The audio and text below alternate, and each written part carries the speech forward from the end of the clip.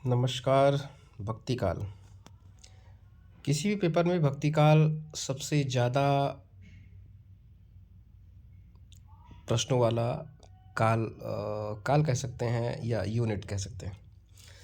चाहे आप नेट में देखिए, चाहे आप जेआरएफ में देखिए, चाहे असिस्टेंट प्रोफेसर में देखिए, किसी भी परीक्षा में भक्ति काल के प्रश्न या तो आलोचकों के जैसे डॉक्टर नगेंद्र के अनुसार है तो आलोचक की परिभाषा के आधार पे आ सकता है, शुक्ल जी की समयावली के आधार पे आ सकता है, और बीए के प्रत्येक परीक्षाओं में जहाँ पर माइनर और मेजर के भी हैं, और एमए में भी अतलग उत्तरीय प्रश्नों में और बड़ी बड़ी परीक्षाओं में भक्तिकाल के प्रश्न आते हैं। आइए हम भक्तिकाल की एक यात्रा करते हैं और कुछ प्रश्नों के साथ हम आप इसमें जो प्रश्न हम रेखांकित करेंगे उन प्रश्नों को आप पढ़िए, और एक बार यदि आपने पढ़ा है तो एक रिवीजन हो जाएगा, और अगर आपने नहीं पढ़ा है, पहली बार पढ़ रहे हैं, तो स्वागत है। एक बात और आपसे कहूँगा, एक सब्सक्राइब करिए, और जितना सब्सक्राइब आप करते हैं उतना ही ज़्यादा मुझे लगेगा कि मैं जो कर रहा हूँ वो एक ऐसा कार्य है जिसमें आपका भी लाभ है और मेरा भी लाभ है। लाइक एंड सब्सक्राइब कर दीजिएगा चैनल को। ये यात्रा, इस चैनल का नाम हमने हिंदी भाषा एवं साहित्य यात्रा, तो ये यात्रा है। आज भक्तिकाल की यात्रा में हम लोग चलते हैं। चलिए प्रारंभ करते हैं।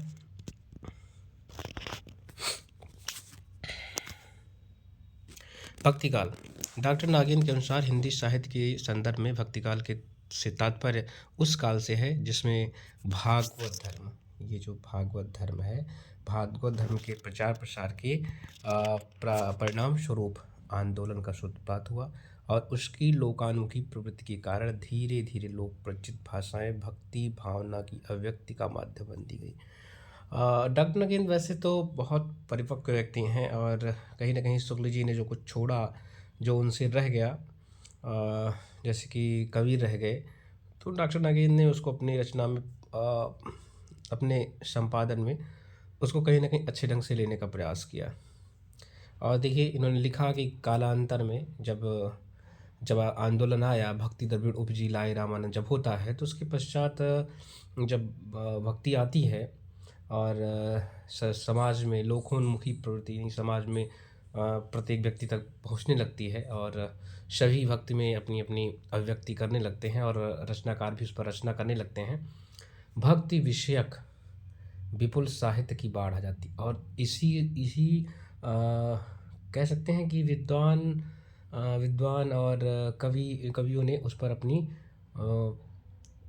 कविताएं बनाना प्रारंभ कर दिया। ठीक है।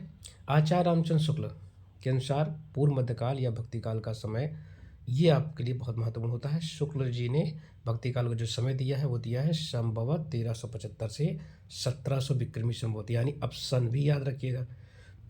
सन 1378, 1643। वैसे आप 57 वर्ष विक्रमी में घटा देंगे तो यही आ जाएगा, लेकिन आपको ये याद रखना ज़्यादा अच्छा रहेगा। आगे चलते हैं तो हम पाते हैं अब एक नोट्स, जो कि एक छात्र के द्वारा, एक मेधावी छात्र कह सकते हैं या जिज्ञासु छात्र से हमें ये मिला, तो हमने इसको अपने नोट्स में इसको जोड़ा है, और प्रेरणा कह लीजिए या कुछ भी कह लीजिए, आप इसमें हम सीखते हैं। भक्ति काल की समय सीमा क्या है? भक्ति काल की जो समय सीमा है वह देखिए 1375, 1700, 1800, 1643 तक आचार्य रामचंद्र शुक्ल ने माना। भक्ति शब्द का जो है, भक्ति शब्द संस्कृत के भज धातु से बना है, जिसका अर्थ भजना होता है। ये पहले वाले किसी वीडियो में मैंने बता दिया है। आचार्य रामचंद्र शुक्ल के अनुसार, ये वाला आप नोट करिएगा, ये आया भी था परीक्षा में छात्रों की, श्रद्धा और प्रेम के योग का नाम ही भक्ति है, ये आया है, इसको नोट कर लीजिएगा आप लोग। भक्ति शब्द का सर्वप्रथम उल्लेख, भक्ति शब्द का सर्वप्रथम प्रयोग श्वेतर उपनिषद में हुआ है। यश देव परा भक्ति अर्थात देव तथा गुरु, अर्थात देव और गुरु के प्रति आसक्ति ही भक्ति है। ठीक है। देव और गुरु के प्रति, देवों के प्रति और गुरु के प्रति जो लगाव है, ठीक है, जो आकर्षण है, आकर्षण ऐसा जिसमें समर्पण होता है, वह क्या होता है? भक्ति कहलाती है। भक्ति का जो उद्भव है, भक्ति का उद्भव वैसे तो जो अभी तक शोध हुए हैं उनसे प्राप्त हुआ है कि दक्षिण में जो है भक्ति का उद्भव हुआ है। ठीक है, जैसे कि एक श्लोक बार बार आता है, भक्ति द्रविण चाहम उत्पन्ना जाता कर्नाटके वृद्धि गता कश्चिदम क्वचित क्वचित महाराष्ट्रे गुजरात राज्य कथा। यानी कि द्रविण चाहम, द्रविड़ में इसका जन्म हुआ, कर्नाटक में इसकी वृद्धि, कर्नाटक में यह भक्ति ने वृद्धि को प्राप्त किया और धीरे धीरे वो महाराष्ट्र में नामदेव और सब लोगों के बीच में फैलते हुए, यानी कि देखिए आलवार और नैनमार जो दक्षिण भारत के गायक थे, वैष्णव और शैव थे, उनसे भक्ति उत्पन्न होती है और कर्नाटक राज्य में फैलते फैलते ये और वृद्धि करती है। फिर ये नामदेव से महाराष्ट्र में और फैलती है, गुजराता जीर्णागता, और नामदेव से गुजरात में याद नहीं आ रहा है, गुजरात में भी एक कवि हुए हैं और उसके बाद वो धीरे धीरे रामानंद से होते होते रामानंद से होते हुए तुलसीदास, कबीर और अन्य स्वरूपों में हिंदी में फैल जाती है, पूरे भारत में फैल जाती है। अब हम लोग यहाँ पर एक चीज़ और देखते हैं, भक्ति काल का जो अन्य नाम है स्वर्णकाल। जॉर्ज अब्राहम ग्रियर्सन जो है, जॉर्ज अब्राहम ग्रियर्सन ने स्वर्णकाल कहा। अपने इतिहास the modern vernacular literature of northern Hindustan में कहा। स्वर्णिक श्याम सुंदर दास ने कहा। कलात्मक उत्कर्ष का काल पृथ्वीनाथ कमल कुलश्रेष्ठ ने कहा। एक नई दुनिया हजारी प्रसाद द्विवेदी ने कहा। वैसे तो इसमें स्वर्णकाल वाला ही याद रखने लायक है, बाकी मुझे नहीं लगता कि आपको याद रखना चाहिए किसी चीज़ को। भक्ति आंदोलन के उदय का कारण मुस्लिम आक्रमणकारियों की देन। रामचंद्र शुक्ल के अनुसार अगर प्रश्न पूछा जाता है, वैसे तो ये शॉर्ट क्वेश्चंस में आप रखिए कि रामचंद्र शुक्ल ने भक्ति का उदय कैसा माना। उन्होंने कहा कि मुस्लिम आक्रमणकारी आए और उत्तर भारत में जब वो दमन कर रहे थे, लोगों की हत्या कर रहे थे, उस हत्या में जो द्रवित हुए थे, जो कष्ट मिला, उससे वहाँ के लोगों ने ईश्वर को याद किया होगा और उनके अंदर भक्ति आई। वैसे मैं ये बात कहीं ना कहीं कुछ हद तक सही तो लगती है, लेकिन मैं ये कहूँगा कि अगर कोई भूखा हो और जिसका शरीर का हाथ कटा हुआ हो, पैर कटा हुआ हो, उसका सब कुछ नष्ट कर दिया होगा, परिवार नष्ट हो जाए, उसका घर जला दिया जाए, तो वो ईश्वर को मानेगा, ये थोड़ा सा मुश्किल लगता है। जिसके यहाँ कुछ बचा हो, कुछ प्राप्ति हुई हो, शायद वो मंदिरों तक जाता है। जिसका सब कुछ समाप्त हो जाता है, आप समझ सकते हैं कि वो मंदिर नहीं जाता है, वो शमशान जाता है, वो पागलों जैसी प्रवृत्ति वाला हो जाता है। जिसका बचा होता है वो ही ईश्वर तक जाने का प्रयास करता है। हाँ, निर्गुण की एक श्रृंखला में ये बात आती है कि जिसका सब कुछ नष्ट हो जाए वो परम तत्व की प्राप्ति का प्रयास कर सकता है, लेकिन वो किस भाव से जाएगा ये समझना थोड़ा सा मुश्किल है। अरब आक्रमणकारियों की देन है, ताराचंद मानते हैं दोनों का लगभग सेम है। भारतीय राजाओं के पराजय और हताशा का परिणाम, रामकुमार वर्मा भी लगभग यही कहना चाहते हैं, जो कि तीनों विद्वानों ने कहा। हिंदू जनता की पराजित मनोवृत्ति का परिणाम है, ये भी बाबू गुलाब राय, चारों लोगों का एक जैसा लग रहा है। जनता या लेखकों में या कवियों में जब कोई परिवर्तन आता है तो एक आम परिवर्तन नहीं होता है। वो देखिए, ये बात सही है कि मुस्लिम आक्रमणकारियों के द्वारा ये हुआ होगा, लेकिन प्रेरणा कहीं से मिलती होगी, कहीं से बीजारोपण मिलता है। तो ये जो भक्ति द्रविड़ उपजी लाए रामानंद होता है, तो आलवार और नैनमार काम कर रहे थे, वो अपनी भक्ति में खोए हुए थे। शायद वहाँ जो शैव परंपरा है, वैष्णव परंपरा है, जैसी वहाँ आज भी है, आज 2024 में जैसी वहाँ आज भी है, वैसा उत्तर भारत आज तक नहीं पहुँच पाया। भले ही किसी प्रकार के का हम उत्सव मना रहे हों, लेकिन हम वहाँ के मंदिरों की परंपरा आज भी नहीं प्राप्त कर सकते हैं। यानी उत्तर भारत के जो मंदिर हैं वो उस श्रृंखला, उस वैभव को नहीं प्राप्त कर पाएंगे जो दक्षिण भारत के मंदिर हैं। आज भी हमारे मंदिरों में हम जहाँ जिस भी चीज़ की उपयोगिता नहीं होती हम वही सब करते रहते हैं। तो थोड़ा सा हमें ये समझना होगा कि जो दक्षिण भारत के मंदिर, दक्षिण भारत से जो भक्ति आती है, वो उसने एक मोटिवेशनल या एक प्रेरणा का काम लिया और ये सारे वातावरण हो ही रहे थे। यानी आक्रमण हो रहा था, मुस्लिम आक्रांता आ गए थे, अरब आक्रमणकारी आ गए थे, तो इन्होंने इनसे मिल करके, उम्मीद है कि ऐसे मिल करके भक्ति में जाने का एक रास्ता लोगों के अंदर बन गया होगा भारत की सांस्कृतिक विकास परंपरा का परिणाम। ये देखिए हज़ार चौधरी थोड़ा सा इस बात को कहते हैं, भारत की सांस्कृतिक विकास परंपरा का परिणाम कि नहीं, हमारे यहाँ पहले से हम भक्ति थे। और उससे सच में बताऊँ तो अगर आप सतयुग, त्रेता युग और द्वापर युग मानते हैं तो फिर ये जो जनता, मुसलमान, ये सबसे कोई मतलब होना ही नहीं चाहिए। हम पुरानी परंपरा के खिलाड़ी हैं, हम पहले से वैसे ही थे। हाँ, ये हो सकता है कि अचानक से रचनाएँ बहुत सारी आ गई, उसका कारण ये हो सकता है कि अब अभिव्यक्ति करने की जो प्रेरणा हम दक्षिण भारत से आई, उसने एक सजीव रूप ले लिया और हमारी संस्कृति अच्छी पहले से थी और उसे और परिपक्वता और स्वर्णता प्राप्त हो गई। ये मेरा अपना विचार है। इससे आप सरोकार कर सकते हैं तो कर लीजिए, नहीं करना चाहें तो अपने विचार भी आप हमें कमेंट कर सकते हैं। दक्षिण भारत में भक्ति करने वाले कवियों की शाखाएँ, ठीक है। भारत में मैंने अभी बताया आलवार और नैनमार। आलवार जो थे वो वैष्णव थे, जो नैनार या नैनमार थे वो शैव कहलाते थे, ठीक है। आलवार, कुछ अंतर भी यहाँ, कुछ समानताएं दिखाई गई हैं। ईश्वर भक्ति में लीन थे। तमिल भाषा का शब्द, अगर आपसे पूछा जाए कि आलवार कहाँ के थे तो तमिलनाडु के थे। आलवार भक्ति भी तमिल थे और उनकी संख्या कितनी थी ये प्रश्न पूछा भी जा चुका है। आलवार जो है की संख्या ये लिख लीजिएगा, आलवार की संख्या 12 है, जिसमें एक महिला है जिसका नाम अंदाल था। तो अंदाल आपसे पूछा जा सकता है कि निम्नलिखित में से आलवार कौन है, तो अगर आ जाए तो आप लिख लीजिएगा। अंदाल का विवाह रंगनाथ से हुआ जो आपके काम का नहीं था। अलवार भगवान विष्णु, ये काम का है, अलवार भगवान विष्णु तथा उनके सभी अवतारों के 12 अवतारों यानी जो 12 अवतार हैं उस सभी अवतारों के उपासक थे। अलवार की जो उसका समय पूछा जा सकता है 9वीं शताब्दी पूछा। नैनार का देख लीजिए, नैनार का अर्थ होता है समर्पित, और नैनार तमिल भाषा ही थे और नैनार भक्तों की संख्या 63 मानी जाती है। 7वीं 8वीं शताब्दी था और एक महिला है इसमें भी, करैक्कल अम्मैयर, ठीक है। और दक्षिण भारत से उत्तर भारत की ओर भक्ति को लाने का श्रेय रामानंद जी का जाता है। मैं यहाँ पर एक और आपको बताना चाहूँगा, रामानंद की बजाय श्री रामानुजाचार्य की शिष्य परंपरा में एक व्यक्ति आते हैं जिनका नाम है राघवानंद। राघवानंद की शिष्य परंपरा चलती रहती है और उसमें एक शिष्य आते हैं रामानंद, ये वो रामानंद हैं। तो अगर समझना हो तो आप राघवानंद और श्री रामानुजाचार्य को समझिए, उसके बाद रामानंद अपने आप समझ में आते हैं। भक्ति तपने उपजी लाए रामानंद पुनः हो, लाए रामानंद कबीर ने प्रकट किया 7 दीप नवखंड, ठीक है। और इसके बाद मैं आपको आगे बताता हूँ। भक्ति काल को 2 भागों में बांटा गया है, प्रश्न पूछा भी जा सकता है, गया भी है 2 भागों में, निर्गुण और सगुण।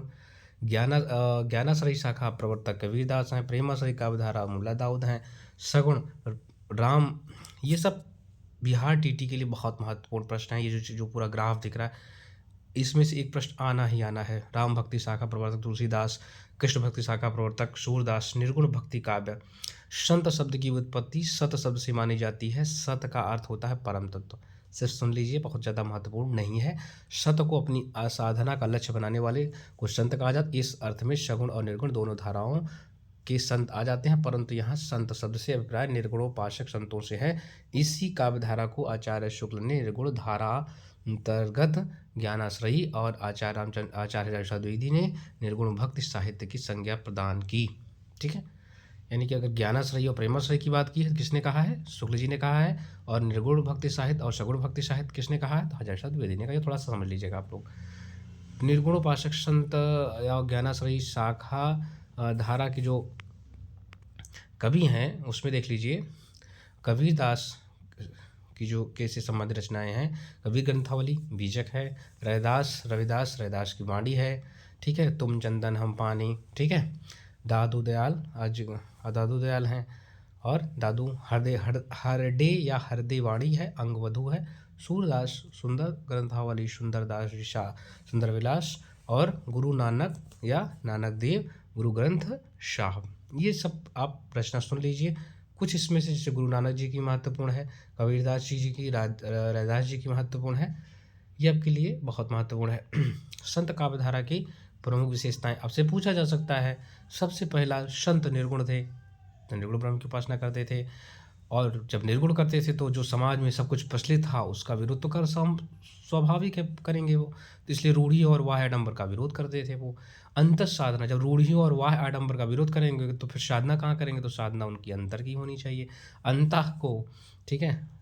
अंतस को साफ करने की बात करते हैं और हिंसा का विरोध करते हैं कि भाई बलि चल रही है और अनेक प्रकार से जो हम अपने को समर्पित करने के बजाय व्यक्ति या कोई भी धर्म किसी जीव की हत्या कर रहा है तो उससे ईश्वर कैसे हो सकते हैं, ये बढ़िया से ये सब बताते हैं। जैसे कि बकरी पाती खात है ताकि खाड़ी खाल, जे नर बकरी खात है ताकि कौन हवाल। ठीक है। फिर ऐसे ही गुरु की महिमा, गुरु गोविंदो उखड़े काके लागों पाए, बलिहारी गुरु आपने गोविंद यो बताए। ठीक है। हरि की नाम की महिमा, सतगुरु की महिमा अनत अनत किया होगा, लोचन अनत तुम्हारी अनत दिखावनहार। ठीक है। राम नाम का मर्म न जाना।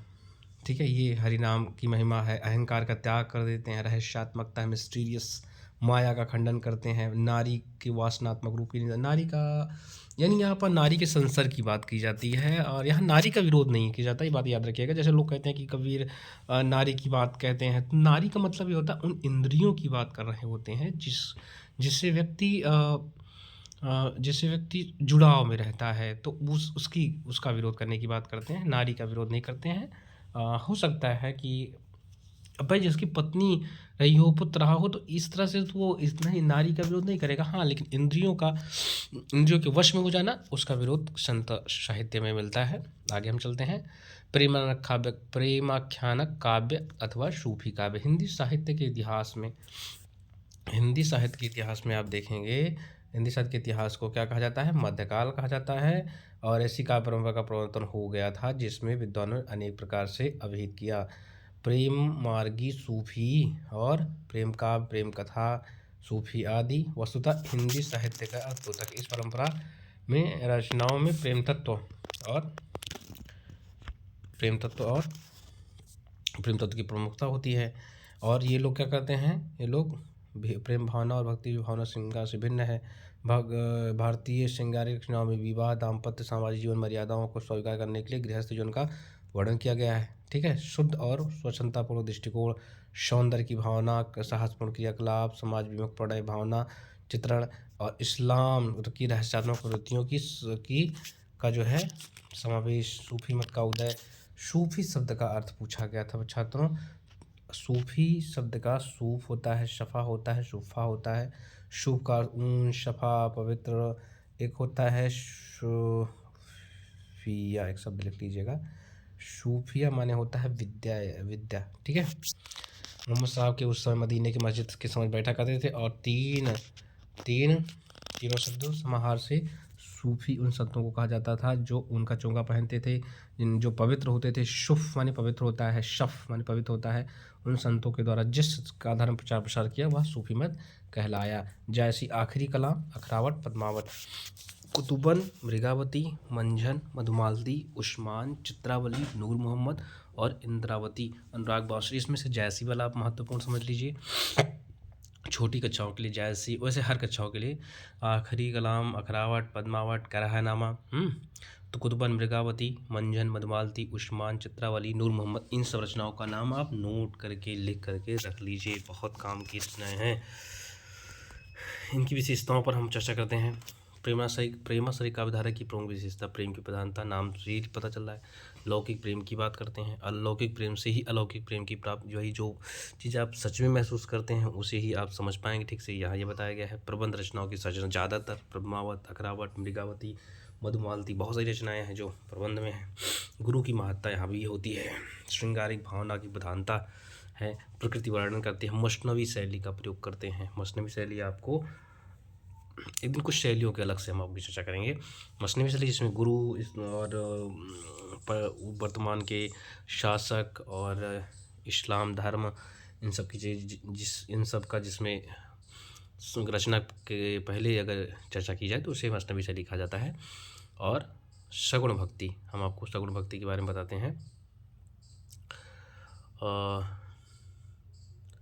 सगुण भक्ति क्या है? सगुण भक्ति कवि तत्कालीन राजनीतिक परिस्थितियों से घिन्न उद्विग्न होकर के भगवान की शरण में जाने को लालायित हुए थे और राजनीतिक दासता अर्थात मुगल शासकों के साम्राज्य की स्थापना के बाद हिंदू जनता एक प्रकार की लाचारी, परवशता और लीन मुसीबत त्राण होकर के ढूंढ नहीं पाती थी, फलता रामकृष्ण की सगुण भक्ति द्वारा कुछ ऐसे अवतारी भगवान की अपने पास जो निसंबल त्रस्त पीड़ित और विक्षण हिंदू जनता की रक्षा कर सके। सगुण भक्तियों के ने नाथ पंथों और निर्गुण पंथी कभी कर्षण न करते अवतारी भगवान विष्णु अपनी आराध्य को माना, उनके द्वारा रूप शील गुण सौंदर्य आदि मनोहारी चित्र अपनी कविता में अंकित किए। देखिए ये बात आपको माननी पड़ेगी कि उत्तर भारत जो है कृष्ण और राम परंपरा से पहले से भी पुष्पित और पल्लवित था।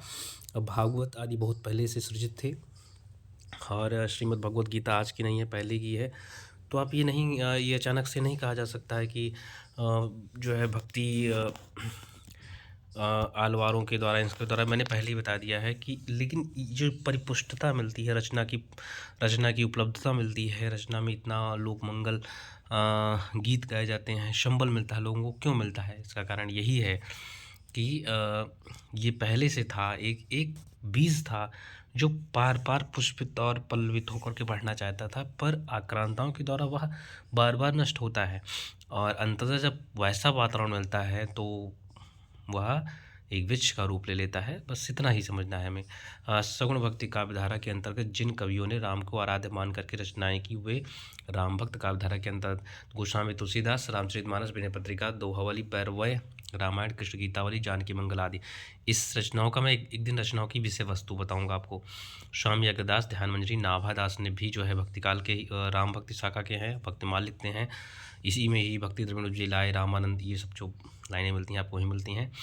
और राम वल्लभ शरण, वल्लभाचरण, दरदाष्टक, सदगुरु प्रेम प्रवाह, ये सब रचनाएं इन्होंने लिखी। हृदय राम, हनुमान नाटक बहुत महत्वपूर्ण रचना है। प्राणचंद, प्रताप चंद्र चौहान, रामायण महानाटक ये भी महत्वपूर्ण है। लालचंद, लालदास, अवध विलास, राम प्रिया शरण, प्रेम कली, सीतायन भी बहुत महत्वपूर्ण रचना है। जानकी चरण, सिया राम रसमंजरी ये भी बहुत महत्वपूर्ण रचना है। हम विशेषताओं की चर्चा में थोड़ा बहुत जो आपको बताते जाएंगे। राम भक्ति काव्यधारा की प्रमुख विशेषताएं: राम के सगुण रूप की उपासना, राम के शक्तिशील सौंदर्य का चित्रण, ज्ञान कर्म और शक्ति भक्ति का समन्वय, लोक आदर्श और लोक कल्याण। राम जी का जीवन चरित्र ही इसी आधार पर है। गुरु का महत्व और भावभंजन और सेवक भाव की शक्ति। भाई देखिए, राम भक्ति साहब में अगर आपसे पूछा जाए राम भक्ति काव्य किस प्रकार की भक्ति की बात करता है, तो यहाँ पर बात दी है दास्य भाव की भक्ति। ठीक है, याद रखिएगा सब, बस और कुछ नहीं है, सब जानते रहिए। कृष्ण भक्ति काव्य में अभी तुरंत पढ़ा है, तो कृष्ण भक्ति किस प्रकार की भक्ति मानता है, तो ये यहाँ पर वो कृष्ण जी को अपना मित्र या सखा मानते हैं, तो सख्य भाव है। डॉक्टर नगेंद्र के अनुसार मध्यकालीन सगुण भक्ति की आराध्य देवताओं में भगवान श्री कृष्ण का स्थान सर्वोपरि है। इसमें ज़्यादा कुछ जानने लायक नहीं है, लेकिन लोक रक्षण, ऐश्वर्यमय कृष्ण और माधुर्यमय कृष्ण की बात करते हैं। लोक रक्षण, लोक मंगल, इनके लिए लोक रंजक एक शब्द आता है, याद रखिएगा, ये एक शब्द है लोक रंजक, ये आप याद रखिएगा। इससे ज़्यादा इसमें जानने लायक कुछ नहीं है। सूरसारावली साहित्य लहरी सूरदास की है। कृष्णदास की रचना आपको पढ़ लेनी चाहिए। जुगन बाल चरित्र, भरमर गीत, प्रेम तत्व निरूपण। परमानंद सागर है। कुम्भनदास कवि हैं। नंददास की रचना याद रख लीजिए आप। रास पंचाध्यायी, कृष्णा श्रद्धांत पंचाध्यायी, रूप मंजरी, अनेकार्थ मंजरी, विरह मंजरी, भ्रमरगीत, सुदामा चरित, श्याम सगाई आदि। चतुर्भुजदास नाम याद रखिए। हितू जी की मंगल, ये रचना याद रखिए। छी स्वामी और गोविंद स्वामी, हित हरिवंश, हित 84। मीराबाई, नरसिंह जी का मायरा, गोविंद जी का टीका, राग सोरठपद संग्रह, राग गोविंद। रसखान, सुजान रसखान, प्रेम वाटिका, नरोत्तम दास, सुदामाचरित, ध्रुवचरित और विचारशाला। ये आप कुछ रचनाएं आप याद रखिए, आपके काम हमेशा आएगी। कृष्ण भक्ति की काव्यधारा की विशेषताएं: काव्य रचना का आधार कृष्णलाल गीला, कृष्ण लीला में वत्सल और श्रृंगार रस की प्रधानता, भक्ति भावना और भक्ति चित्रण, गुरु महिमा की महत्ता का बखान और दार्शनिकता। थोड़ा सा गलत हुआ है, आप देख लीजिएगा। इसके पश्चात जो है हम आते हैं नोट्स में फिर भक्ति काल के दो प्रमुख जीवन वृत्त। निर्गुण भक्ति के संत काव्यधारा के प्रमुख कबीरदास जीवन का वृत्त रचना देते हैं। कबीर का अर्थ महान होता है। कबीर अरबी भाषा का शब्द है और अल्लाह का 37वां नाम अलग वीर भी है, याद रखिएगा, बहुत महत्वपूर्ण है, जान लीजिए जानकारी, केवल महान शब्द याद रखिएगा बस। कबीर का जो समय है 1398 1518। 120 साल का जीवन मिलता है। 1455 साल गए, चंद्रवार एक ठाठ भय, जेठ उठी बरसात को, पूर्णमासी प्रकट भय, कबीर चरित बोध में कहा गया है। कबीर काशी जन्म लिए श्याम सुंदर दास, आचार्य प्रसन्न चौधरी, प्रभाकर माचू ऐसा मानते हैं। काशी में प्रकट भय रामानंद चिताए, कबीरदास ने स्वयं कहा है। और मगहर में जन्म लेने पीताम्बर बर्तवाल, डॉक्टर राम कुमार वर्मा, डॉक्टर गोविंद रामजीलाल सहाय ये भी मानते हैं कि मगहर में इनका भी जन्म हुआ। कबीर के गुरु रामानंद हैं और शेख तकी हैं। ठीक है। पत्नी लोई, पुत्र कमाल कमाली हैं, पुत्र पुत्री। पत्नी कुछ लोग मानते हैं रमजनिया नाम है इनका और पत्नी का नाम, और कुछ लोग पुत्र निहाल और निहाली भी मानते हैं। कबीर इनकी रचनाएं 63 हैं, इसमें 43 प्रकाशित, 20 अप्रकाशित हैं। बीजक संकलनकर्ता धर्मदास कबीर की जो शिष्य हैं, इनका संकलन 1464 ईस्वी में किया। साखी शब्द रामायणी तीनों स्वरूप मिलकर के बीजक का स्वरूप मिलता है। साखी साक्षी का तद्भव रूप। 59 अंग है, पहला अंग गुरुदेव का अंग और अंतिम अंग अविहड़ का अंग है। सदुक्कड़ी राजस्थानी, खड़ी बोली पंजाबी। शब्द 23 अंग, भाषा ब्रज प्लस पूर्वी है। ठीक है। दार्शनिक विचार माया ब्रह्म जीव से संबंधित है। बीजक का महत्वपूर्ण अंग चौपाई और दोहा छंद, 47 अंग है इसमें, और ब्रज भाषा पूर्वी है। तो थोड़ा सा याद रखिएगा, आपसे पूछा जा सकता है भाषा सा, ये अंग वाला आप याद रखिएगा। साखी में कितने अंग हैं तो याद रखिएगा, और बीज रामायणी भी याद रख लीजिएगा। कमैनी ने किससे क्या ग्रहण, जीवों के प्रति दया का भाव वैष्णव से लिया है। हठ योग नाथों से लिया है, नाथों में हठ योग बहुत प्रचलित है। माया मोह का विरोध और अद्वैतवाद शंकराचार्य, अद्वैतवाद के प्रवर्तक रहे हैं शंकराचार्य, तो बिल्कुल। भावात्मक रहस्यवाद सूफियों से लिया है, एकदम सही। और इससे ये भी पता चलता है कि एक व्यक्ति कहाँ से क्या सीख सकता है, और हम भी बहुत कुछ सीख सकते हैं। एकेश्वरवाद मुसलमानों से लिया है। भगवान मुस्लिमों में एक ही भगवान है, दूसरा कोई भी नहीं है। ज्ञान मार्ग रामानंद से सीखा और हिंदू धर्म शास्त्रों से सीखा। कबीर के काव्यगत प्रवृत्तियाँ और महत्वपूर्ण प्रवृत्तियाँ। दार्शनिक विचार कबीर ने दार्शनिक विचार दिया। क्या विचार दिया? दर्शन देखने को मिलेगा। पाणी ही ते हिम भया, हिम होए गया बिलाय, और जो कुछ था सोई भया, अब कुछ कहा न जाए। कैसा दर्शन है? मनुष्य का जो जीवन है वो पानी के समान है। पानी ही तो हिम भया, मनुष्य का जीवन उस पानी की तरह है जो आकार लेकर एक बर्फ के स्वरूप में कठोर और एक स्वरूप जैसा दिखता है, पर वह एक दिन उस परमात्मा में मिल जाता है। जैसे बर्फ़ अलग पानी से दिखे, लेकिन जब वह गल जाती है, नष्ट हो जाती है, तो पुनः वह पानी बन जाती है। तो उसमें उसका कोई, वो बर्फ़ ढूंढने से भी नहीं मिलती है, ना ही आप पा सकते हैं। उसी तरह परमात्मा से जब आत्मा मिल जाती है तो उसका कोई अपना अस्तित्व नहीं रह जाता है। जो कुछ था सोई भय, जो कुछ था, जो बर्फ़ स्वरूप था वो अब नहीं रह गया। अब कुछ कहा न जाए, अब ये बताया भी नहीं जा सकता है कि वो बर्फ़ कहाँ गई। तो परमात्मा जब आत्मा जब परमात्मा से मिलती है तो जब एकाकार हो जाती है तो दोनों को अलग समझ पाना या देख पाना कभी संभव नहीं होता है। ये दर्शन है। ठीक है। एक दृश्य है, एक दर्शन है। वाह आडंबरों का विरोध, काकर पाथर जोड़कर मस्जिद लई चुनाए, ताचड़ी मुल्ला बाग दे बहरा हुआ खुदाए। ठीक है। पाहन पूजे हर मिले तो मैं पूजूं पहाड़, ताकते या चाकी भली पीस खाए संसार। अगर पत्थरों को पूजने से भगवान मिलते हों, और तो कबीर कहते हैं तो मैं पहाड़ पूजूं अगर ऐसा हो तो। पर वो चक्की बहुत अच्छी है जिसके पीछे से आटा सबको मिलता है, वो चक्की उस पत्थर से तो ज़्यादा अच्छी होती है। ये कबीर की अपनी वाणी है। गुरु गोविंद दो खड़े, गुरु की श्रेष्ठता की बात की थी मैंने। सदाचार की शिक्षा, बड़ा भया तो क्या भया, जैसे पेड़ खजूर पंथी को छाया नहीं पल लागत। ये भी लाइन बहुत अच्छी है। तुलसीदास पर हम बात करते हैं। तुलसीदास 1532-1623 याद रखिएगा, 100% आना है। संवत 1680 गंग के तीर, श्रावण शुक्ला सप्तमी तुलसी तजो शरीर। ऐसे ही प्रश्न पूछा जा सकता है। जन्मस्थान शोरू उत्तर प्रदेश, एटा राजापुर बांदा सर्वमान्य है, आप नोट कर लीजिएगा दोनों। 80 घाट काशी, हुलसी देवी आत्माराम दुबे पिता का नाम, रत्नावली पत्नी का नाम, तारापति पुत्र का नाम, दाच्छा गुरु नरिहर दास, शिक्षा गुरु आचार्य शेष सनातन। ठीक है। और इसके बाद जो है मैंने आपको परंपरा बताई। तुलसीदास के गुरु का नाम राघवानंद, रामानंद, नरिहर दास और तुलसीदास, ये परंपरा है। राघवानंद के ऊपर आप रामानुजाचार्य भी अगर लिखा होता तो बहुत अच्छी बात थी। फिलहाल इनके उपनाम, बचपन का नाम राम बोला है। जातीय कवि आचार्य शुक्ल ने इनको कहा है। हिंदी साहित्य के आकाश और का चंद्रमा कहा जाता है आचार्य शुक्ल और भिखारी दास ने कहा। अनुप्रास का बादशाह कहा जाता है। रूपकों का भी बादशाह कहा जाता है। और श्लेष शब्द का भी इनको ऐसा कुछ कहा जाता है, बादशाह ऐसे कुछ करके है, देख लीजिएगा। और भक्ति का महासागर कहा निराला और आचार्य शुक्ल ने। तुलसीदास के जो मित्र थे याद रखिएगा, राजा भगत थे और गंगाराम थे, टोडरमल थे, रहीमदास थे और रसखान थे। रसखान के कहने पर ये जो है मथुरा जाते हैं और वहीं पर श्री कृष्ण गीतावली लिखते हैं। रहीमदास तो बहुत अनन्य मित्र रहे हैं इनके।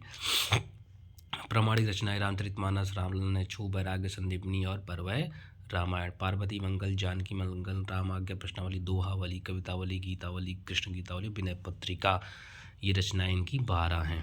तुलसी की प्रथम रचना गीतावली है, याद रखिएगा, ऐसे प्रश्न पूछा जाता है। अंतिम रचना जो है वो कवितावली है। कवितावली में ही हनुमान बाहु की एक रचना है। रहीम के आग्रह पर लिखी गई बरवय रामायण। सूरदास के आग्रह पर लिखी गई रचना जो है वह कृष्ण गीतावली है। समाप्त हो जाता है छात्रों। अब इससे संबंधित अगर आपको प्रश्न और कुछ चाहिए तो आप मुझे बताइए। मैं कोशिश कर रहा हूँ, मैं चाहता हूँ, मेरे मन में एक बात आई कि मैं आपको कविताओं को, कुछ प्रमुख कविताएँ जो अच्छी लगी मुझे और जो महत्वपूर्ण हो सकती हैं, मैं उन पर भी चर्चा करूँगा। वो चाहे असिस्टेंट प्रोफेसर के लिए हो, चाहे यूपीटीजीटी के लिए हो, चाहे बीए में हो, जहाँ भी मुझे जो कविता अच्छी लगती है मैं कोशिश करूँगा अपने तरीके से उसको पढ़ाने और समझाने के लिए। ठीक है, आप कमेंट करिए कि अगर आपको कविताएँ चाहिए तो। ठीक है, परीक्षाओं में कविताएँ भी आती हैं, ऐसा बिल्कुल नहीं कहा जा सकता कि नहीं आती हैं। कहीं से कोई प्रश्न आ सकता है, तो आप तैयार रहिए। हम अपने तरीके से उसका व्याख्यान करेंगे, आप उसका आनंद लीजिए और पढ़ते रहिए। धन्यवाद, नमस्कार।